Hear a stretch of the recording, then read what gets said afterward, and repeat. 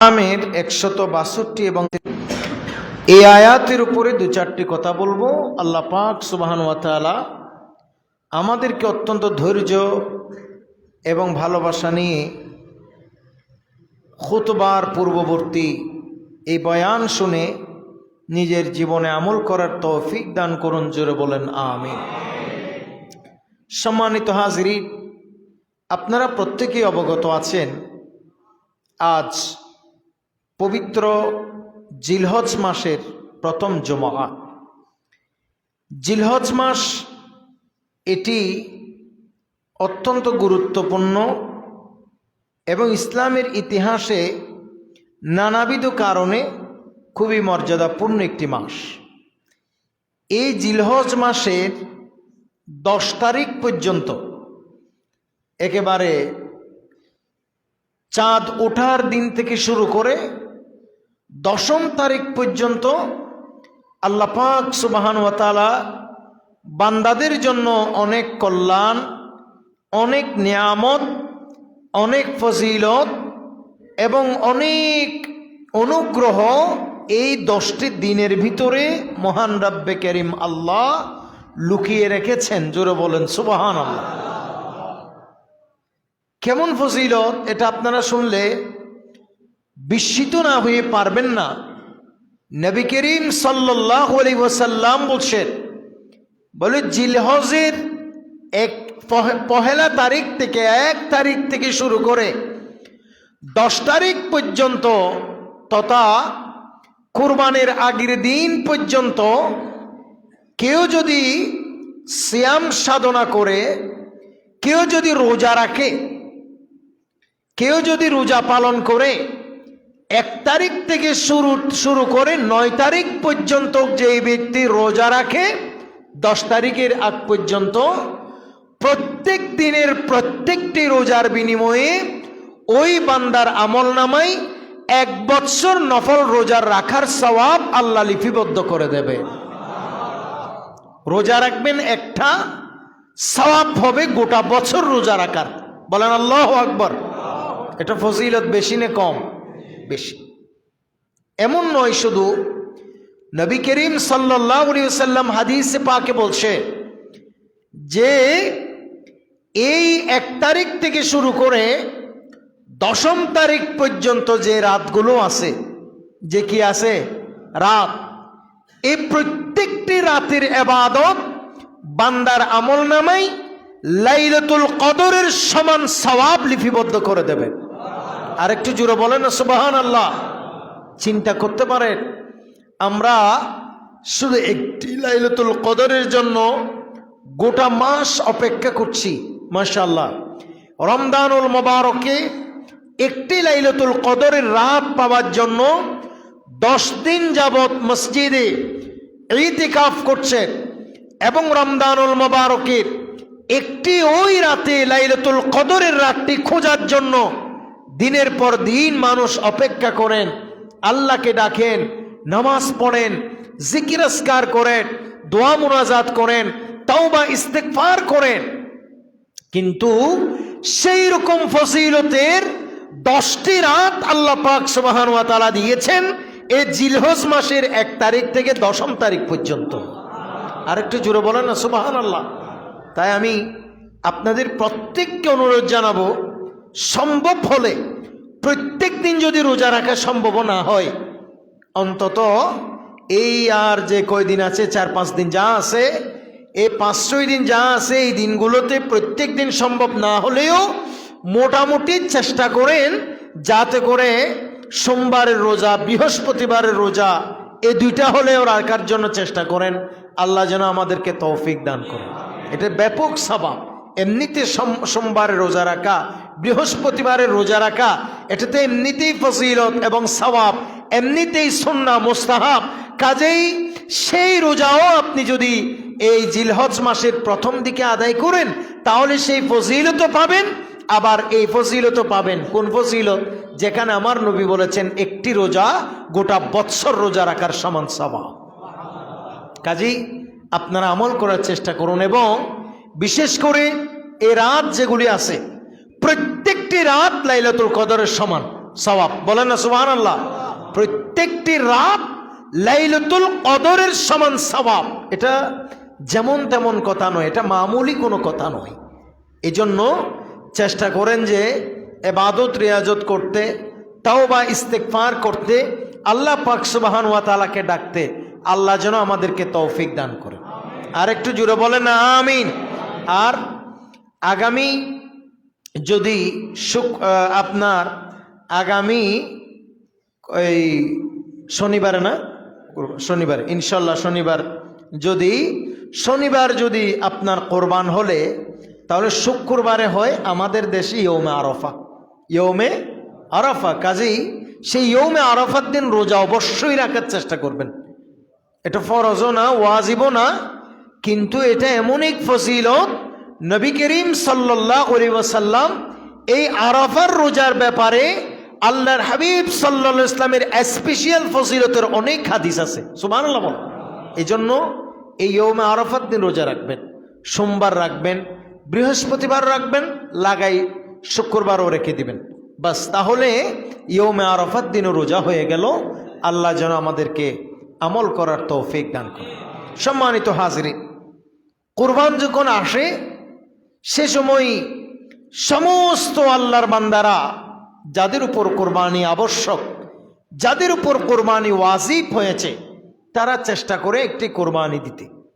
কথা বলেন ঠিক কিনা? এটা ছাগল নেয়ার মাধ্যমে হোক, খাসি নেবার মাধ্যমে হোক, অথবা গরু কিংবা মহিষের মাধ্যমে হোক, মোটামুটি আল্লাহর বান্দারা চেষ্টা করেন একটু কোরবানি দিতে। এইটাকে অনেক আল্লাহর বান্দারা বেশ স্বাচ্ছন্দ্য বোধ করে। প্রথমেই বলে রাখা ভালো, প্রত্যেক সম্পদশালী মানুষের উপর, নেশাব পরিমাণ মালের মালিকের উপর, প্রত্যেক সম্পদশালী মানুষের উপরে এবং সুস্থ বিবেকবান বালেক মুসলমানের উপরে, সুস্থ বিবেকবান স্বাধীন মুসলমানের উপরে কোরবানি করা ওয়াজিব। সুবহানাল্লাহ বলেন। কোরবানি করা কি ওয়াজিব? ওয়াজিব মানে এটা ফরজের কাছাকাছি। কাজেই কেউ যদি কোরবানি আদায় না করে, কেউ যদি সামর্থ্য থাকার পরেও কোরবানি না দেয়, তাহলে সে চরম গুনেহগার হবে। এবং এই জন্য উচিত হচ্ছে আল্লাহ যাদেরকে তৌফিক দিয়েছেন, সামর্থ্য দিয়েছেন, ওই সমস্ত বান্দারা যেন এই আপনার কোরবানির মধ্যে, যাতে ঈদুল আদহার এই দিনে যাতে জবেহের মাধ্যমে কোরবানি সম্পাদন করে, আল্লাহ যেন আমাদেরকে তৌফিক দান করেন। প্রথমেই বলি, কোরবানি করার আগে আমাদের যে বিষয়গুলো আগে জানতে হবে, সেখানের মধ্যে উল্লেখযোগ্য হলো, কেউ কেউ বলেন কর্জ থাকলে কোরবানি দিতে হবে কিনা। কেউ বলেন যে কর্জ থাকলে কোরবানি দিতে হবে না।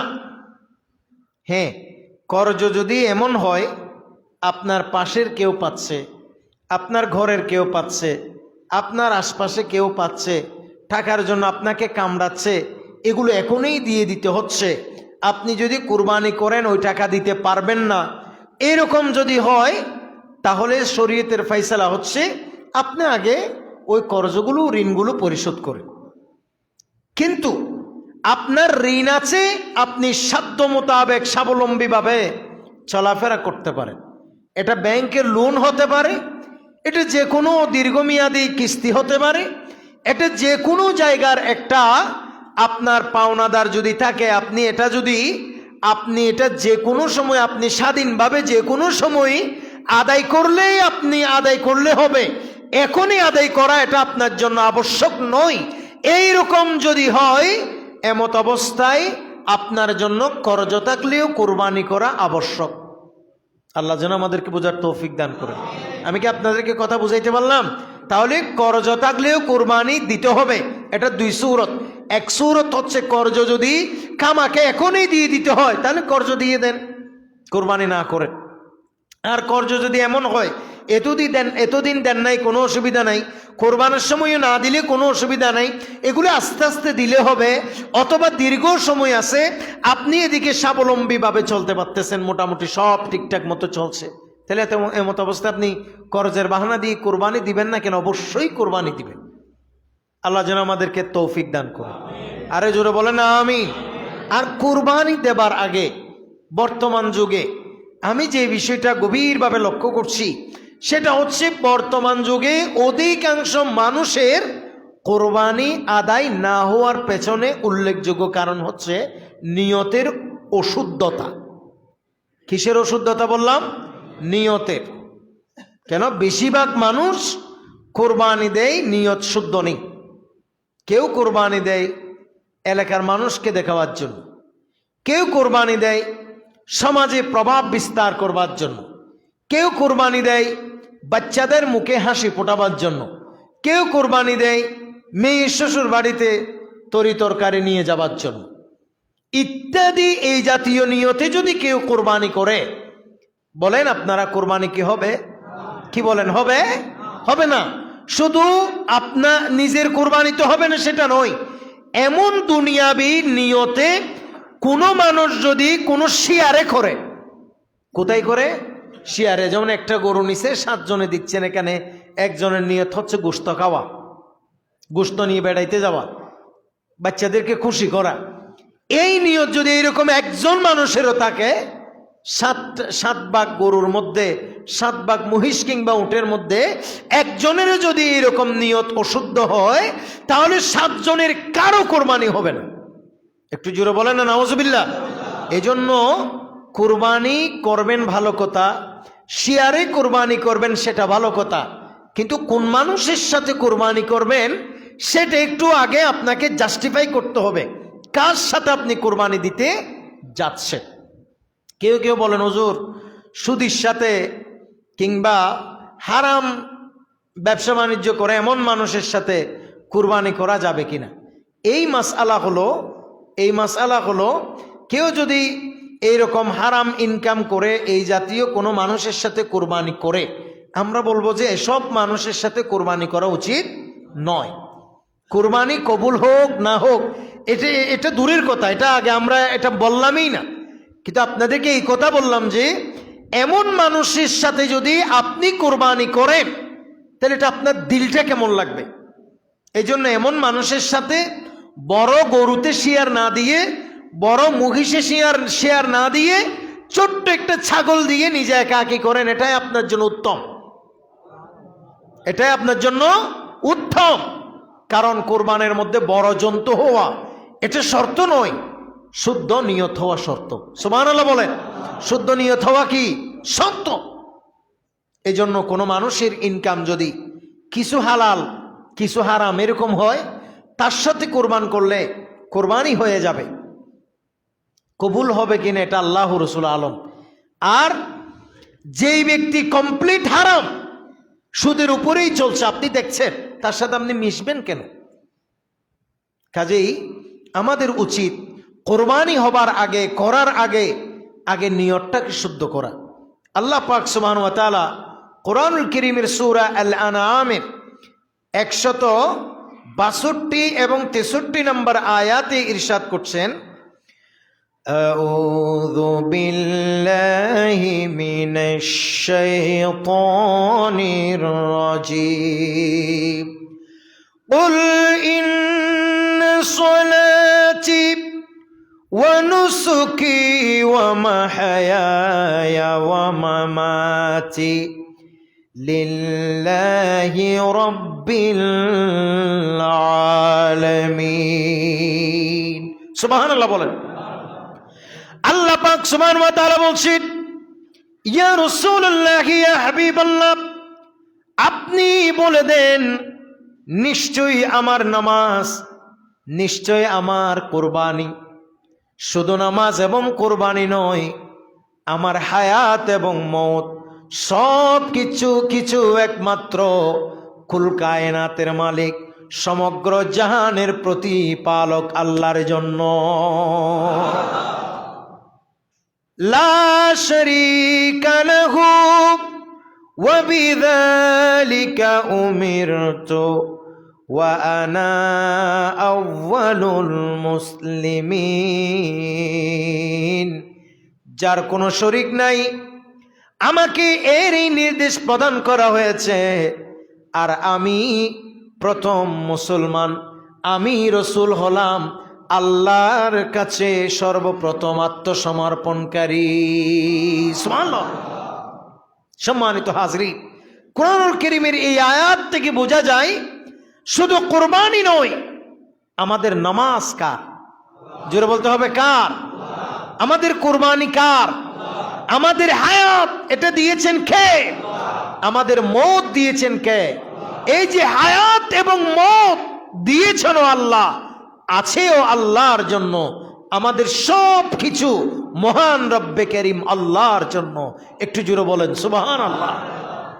কিন্তু আজ অনেক মানুষই নামাজ পড়ার সময়, কুরবানি করার সময় দুনিয়াবি চিন্তা চেতনা, দুনিয়াবি খেয়াল, দুনিয়াবি ধারণা, এটা আপনারা অনেকেই পোষণ করেন, আমরা অনেকেই পোষণ করি।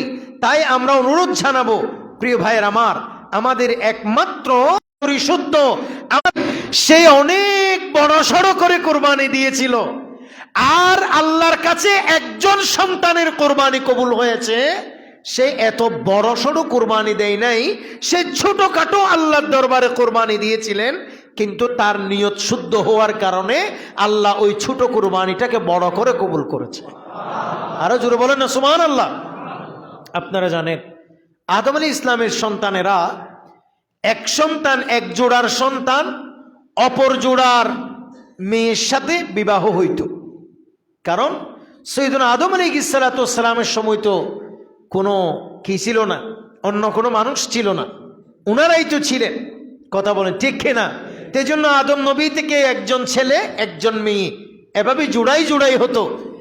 আর এক বড় আগের জোড়ার মেয়ের ছেলের সাথে পরের জোড়ার মেয়ের বিবাহ হইত।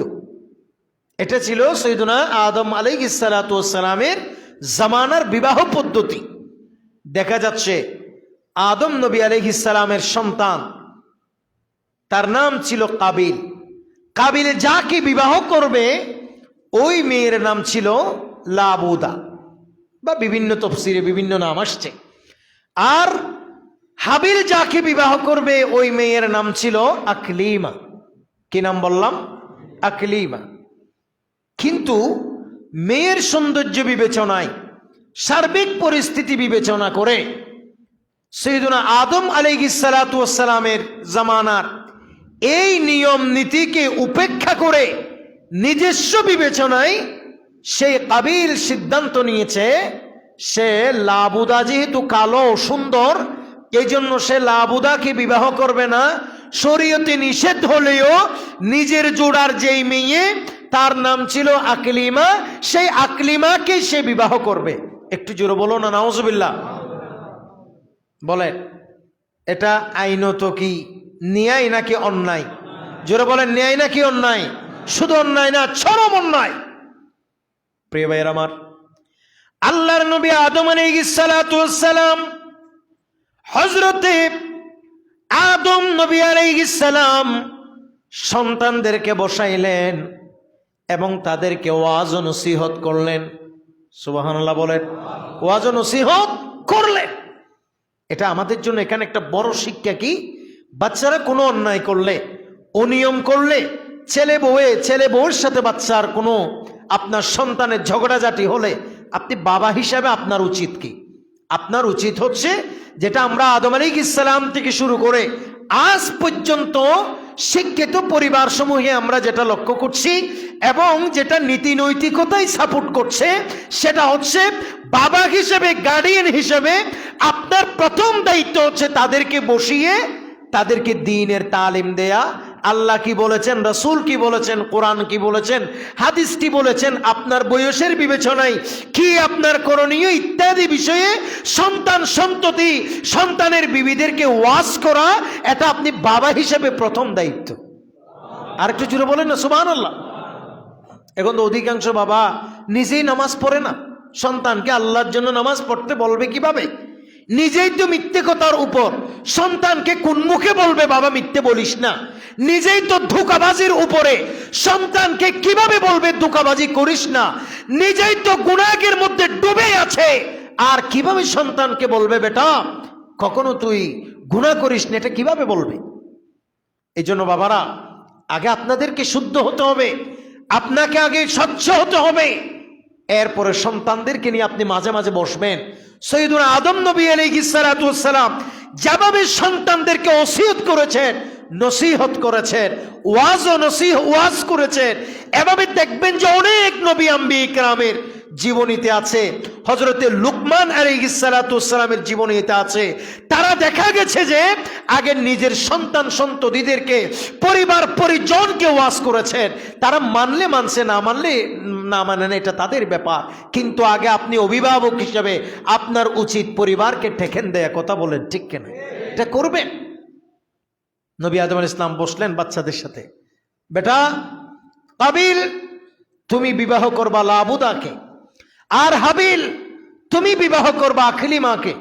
এটাই আল্লাহর বিধান, এই বিধান মতো কাজ করো, আল্লাহর শাস্তিকে ভয় করো। এভাবে ওয়াজ করলেন। একটু জোরে বলুন না সুবহানাল্লাহ। কি করলেন? ওয়াজ। প্রিয় ভাইয়ের আমার, হযরতে নবী আদম আলাইহিস সালাতু ওয়াস সালামের ওয়াজ ও নসিহত শুনে বরাবরের মতোই কাবিল রয়ে গেল ঘাট তেড়ামির মধ্যে। ওই কাবিল বলে, না আমি এই কথা মানতে পারি না, আমি বিয়ে করতে চাই আমার সাথে যার জন্ম আকলিমাকে, যেহেতু তাকে আমার পছন্দ। আল্লাহর নবী আদম আলাইহিস সালাতু ওয়াস সালাম আল্লাহর নির্দেশে, সাইয়্যিদুনা আদম নবী আল্লাহর নির্দেশে সন্তানদের দুইজনকে ডেকে আবার বললেন, হে আমার সন্তানেরা, তোমরা দুইজনে মিলে আল্লাহ রাস্তায় কোরবানি দাও। যার কোরবানি আল্লাহর কাছে কবুল হবে ওই বিবাহ করবে আকলিমাকে। উচ্চ আওয়াজে বলুন সুবহানাল্লাহ। আরেকটু জোরে বলেন। আদম নবী আলাইহিস সালাতু ওয়াস সালাম সুন্দর করে ফয়সালা দিলেন। এই জীবনের প্রথম কোরবানি এটা। আল্লাহর নবী আদমের কথা শুনে দুই ভাই রাজি হলেন, হ্যাঁ আমরা কোরবানি দিব। বলেন আমরা কি দিব? কোরবানি দিব। এরপরে দুজনেই সিদ্ধান্ত নিলেন, কোরবানি দিলেন। কিন্তু দেখা যায় হাবিলের কোরবানির চেয়ে কাবিলের কোরবানি অনেক বড় সড় ছিল, কিন্তু আল্লাহর কাছে কবুল হয়েছিল হাবিলের কোরবানি, ছোটখাটো কোরবানি। কারণ হাবিল ন্যায়ের উপর ছিল, হাবিল আল্লাহর জন্য সন্তুষ্টির জন্য কোরবানি দিয়েছিল। আর কাবিলের কোরবানি অনেক বড় ছিল, কিন্তু নিয়ত দুনিয়াবি ছিল, যার ফলশ্রুতিতে কাবিলের কোরবানি কবুল হয় নাই, হাবিলের কোরবানি কবুল হয়েছে। আল্লাহর তরফ থেকে সিদ্ধান্ত হলো হাবিলেই বিবাহ করবে আকলিমাকে। এবার সুন্দর কোরবানি কবুল হয়ে গেল হাবিলের। কবুল হয়েছে এটা কিভাবে বুঝবো? আমরা তো বুঝি না। সেই জমানায় আল্লাহর তরফ থেকে নির্দেশ দেয়া হয়েছে, পাহাড়ের উপর কোরবানির জিনিস রেখে আসবা। চাষবাসের জিনিস, একজনে কৃষিকাজ করতেন কৃষির জিনিস, আর একজনে গরু ছাগল লালন করতেন, সেই জীবজন্তু পাহাড়ের উপর রেখে আসবা। তো কি হবে? বলে যেটা আল্লাহর দরবারে কবুল হবে সেটা জলে পুড়ে ছাই হয়ে যাবে, আর যেটা কবুল হবে না সেটা রয়ে যাবে। এভাবে বোঝা গেছে যে, দেখা গেছে যে হাবিলের কোরবানি আল্লাহর কাছে কবুল হয়েছে, এই লক্ষণেই প্রমাণিত হয়েছে। তার মানে হাবিলেই বিবাহ করবে আকলিমাকে। একটু জোরে বলুন না সুবহানাল্লাহ। যাক, পরের ঘটনা আপনারা জানেন। পরবর্তীতে সেটাও কাবিল মানে নাই, এবং এক পর্যায়ে হাবিলকে সে হত্যা করেছিল। পৃথিবীর ইতিহাসে সর্বপ্রথম ঘটনা যেটা হত্যাকাণ্ড ঘটেছিল, সেটা নারী কেন্দ্রিক হত্যাকাণ্ড। এই জন্য আপনি দেখবেন যে যত আপনার হত্যা কেন্দ্রিক যত কিছু আপনার পেপার পত্রিকায় আমরা দেখি, এবং হত্যা কেন্দ্রিক যত কিছু আমরা দেখি, কোনো না কোনোভাবে, অধিকাংশ জায়গায় কোনো না কোনোভাবে ইশারায় ইঙ্গিতে হলেও নারী সম্পৃক্ততা এখনো লক্ষ্য করা যায়। কথা বলেন ঠিক কিনা? কারণ এটা হচ্ছে শয়তানের সব থেকে সুন্দর তার একটা পন্থা, রাস্তা। এই রাস্তা দিয়ে সে সবচেয়ে বেশি ক্ষতি করতে পারে মানুষকে। যাই হোক, আমি যে কথা বলছিলাম, কোরবানি আমাদেরকে করতে হবে। হাবিল যেভাবে ছোটখাটো জিনিস কোরবানি দিয়েছিলেন, কিন্তু তার নিয়ত ছিল ঠিক। কথা বলার নিয়ত ছিল ঠিক, যার ফলশ্রুতিতে সেই কোরবানি কবুল হয়ে গেছে আল্লাহর দরবারে।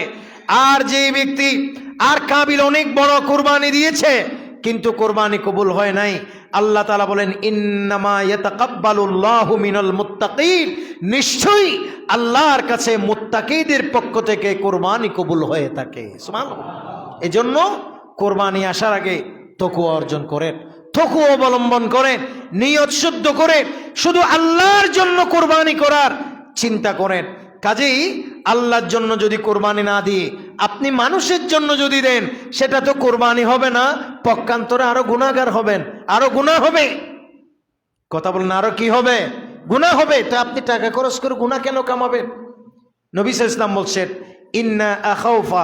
ইন্না আখওয়াফা মা আখাফু আলাইকুমুশ শিরকুল আসগার, বলে আমি রাসূল তোমাদের জন্য ভয় করছি তোমরা শিরকে আসগরের মধ্যে ডুবে যাবে। একটু জোরে বলবেন না নাউজুবিল্লাহ। রাসূল বলছেন আমি তোমাদের জন্য ভয় করছি তোমরা শিরকে আসগরে ডুবে যাবে।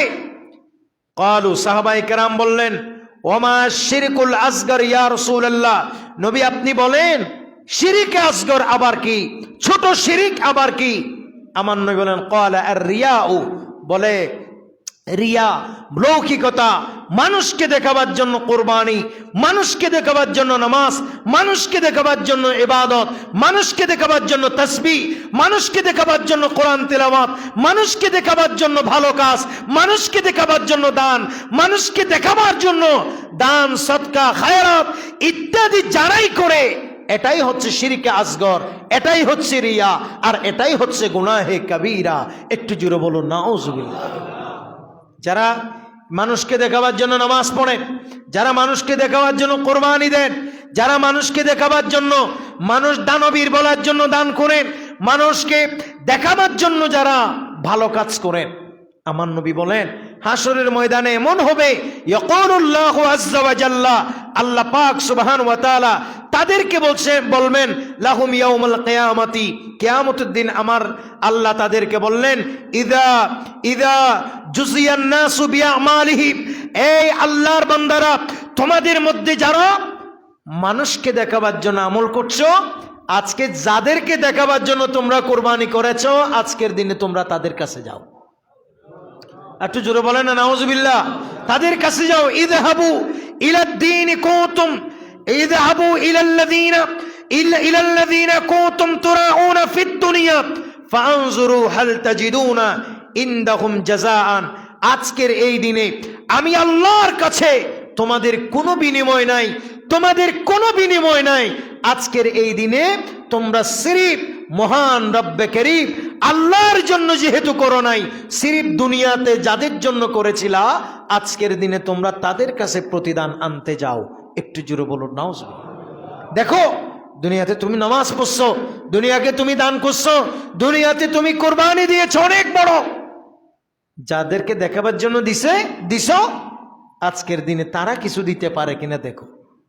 একটু জোরে বলেন না নাউজুবিল্লাহ। বলেন দিতে পারবে? জোরে বলেন না পারবে? পারবে না। ভাইয়ের আমার, আমি সবাইকে বলছি, এটা আমরা এ ওয়াজ করছি মানে আপনাদের মধ্যে আমাদের মধ্যে এই দোষ আছে এটা বলছি না, তবে হ্যাঁ আমাদের অধিকাংশ মানুষের নিয়তের মধ্যে গরমিল থাকতে পারে। কাজেই আজকের এই বয়ান থেকে, আজকের এই খুতবা পূর্ববর্তী আলোচনা থেকে আমাদের জন্য শিক্ষা হচ্ছে কুরবানি অনেক বড় জন্তু দিয়ে দেব, এইটা বড় কথা নয়, বরঞ্চ কোরবানির জন্তু ছোট হোক, কোরবানি 1 ভাগ হোক, কোরবানি 2 ভাগ হোক, কিন্তু নিয়ত শুদ্ধ হতে হবে, এটাই হচ্ছে মূল কথা। কথা বলেন ঠিক কিনা? এটাই কি কথা? মূল কথা। আল্লাহ যেন আমাদেরকে নিয়ত শুদ্ধ করার তৌফিক দান করেন। এবং কোরবান কেন্দ্রিক বেশ কিছু মাসালা মাসাইল আমাদের আছে, এই জন্য আপনারা মাসালা মাসাইলগুলো নিজেরা পড়বেন, জানবেন, উলামা ইকরামদের সাথে শেয়ার করবেন। সব কিছু ফেসবুক ইউটিউব থেকে নিতে চাইবেন না, কারণ ফেসবুক ইউটিউব এগুলি বেশিরভাগ হচ্ছে ফিতনা ফেসাদ। এই জন্য আপনারা বিশ্বস্ত কিতাবাদি স্টাডি করবেন। আমার লিখিত কিতাব আমলে সালেহীন আপনারা প্রত্যেকে সংগ্রহ করবেন, এগুলো আপনাদের জন্য লিখা, আমাদের কষ্ট পরিশ্রম সার্থক হবে আপনারা যদি পড়ে পড়ে এখান থেকে কিছু শিখেন। আমার লিখিত কুরবান কেন্দ্রিক বিস্তারিত বর্ণনার কিতাব আছে, হুসনুল বয়ান মিনাল কোরআন ওয়াস সুনান। আপনারা এগুলো কিনবেন, মাত্র 150 টাকা কিতাব। আমাদের মুয়াজ্জিন সাহেবকে বললেই সে আপনাদেরকে ব্যবস্থা করে দিবে। ওখানে যাবতীয় আকিকার মশলা, কুরবানির মশলা, কুরবানির ইতিহাস, কুরবানির ঘটনা, এছাড়াও আরো অনেক কিছু এই কিতাব সমূহে আছে। আপনারা এগুলো পড়বেন। সব কিছু ইউটিউব সমাধান দিতে পারে না, সব কিছু গুগল, চ্যাট জিপিটি এগুলো মানুষকে সমাধান দিতে পারে না। এগুলির সঠিক সমাধানের জন্য আপনাকে বিশ্বস্ত আলেম ওলামার কিতাব পড়তে হবে। তা আমরা আপনাদেরকে বলবো যে আমাদের নূরুস সুন্নাহ রসবিয়া ফাউন্ডেশন থেকে প্রকাশিত অনেক কিতাব আপনারা সংগ্রহ করেন, প্রত্যেকে একটা একটা রাখবেন ঘরে, বাচ্চাদেরকে পড়তে দিবেন। এখানে কিতাব আমি আনি না বলিও না, কারণ আনলে দেখি 10টা যায় মাত্র, মুসল্লি আছে 2000, কিতাব যায় মাত্র 10টা। এটা কোনো কথা?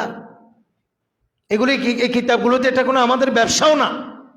এই কিতাবগুলো বিক্রি করে আমি সমস্ত কিতাবের এই টাকাগুলো আমাদের ফাউন্ডেশনে মাদ্রাসার এতিম মিসকিনের কাজে ব্যবহার হয়, আলহামদুলিল্লাহ। এগুলো কোনো ব্যবসা না।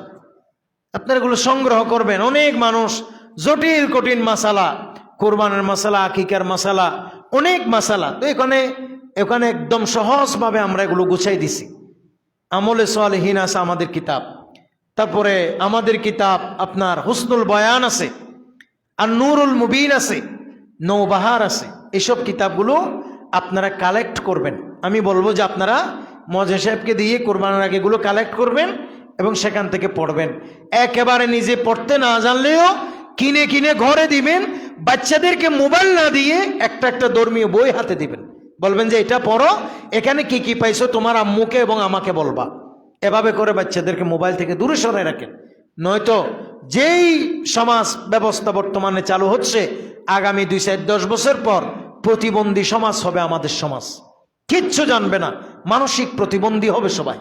কিতাব কি, বই কি, এগুলো কিচ্ছুই মানুষ জানবে না, জানতে চাইবে না। এই জন্য আমি আপনাদেরকে অত্যন্ত বিনয়ের সাথে বলি, ভাইয়ের আমার, আপনারা কিতাবপত্র কালেক্ট করেন এবং ধর্মীয় মাসআলা মাসাইল জানেন, শিখেন, শুনবেন, পড়বেন, ভিতরে হল হয়ে যাবে। আর ইউটিউব, ফেসবুক এগুলা থেকে যতটুক পারেন সামর্থ্য অনুযায়ী দূরে থাকার চেষ্টা করবেন। যারা সুন্নত পড়েননি, সুন্নত পড়েন। আমরা ঈদের নামাজের ঘোষণা আগামী